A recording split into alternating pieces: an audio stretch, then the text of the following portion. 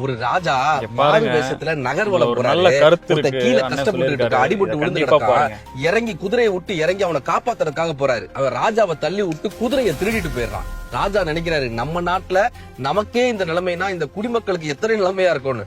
ஒரு கட்டத்துல சார் அந்த திருட அகப்பட்டுட்டான். 3 மாசம் 4 மாசத்துல திருடனை பிடிச்சிடுறாங்க. அவனை பிடிச்சு சிறைச்சாலையில அடைக்கிறாங்க. இப்ப ராஜா போய் திருடன்ட்ட கேக்குறாரு, என்னை அடையாளம் தெரியுதான்னு. திருடன் திருச்சிட்டே சொல்றான், உங்க குதிரையை தானே நான் திருடிட்டு போனேன்னு. ராஜா சொல்கிறார், அதை மட்டும் யாரிடமும் சொல்லிவிடாதேன்றார். ஏங்க உங்களுக்கு அவமானமா இருக்குன்றதுனால சொல்ல வேணான்றீங்களான்னு.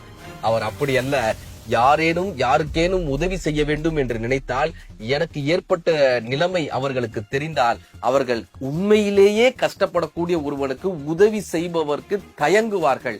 நல்லவர்கள் ஏமாற்றப்படும் போது அவர்கள் உதவி செய்வதற்கு தயங்குவார்கள்.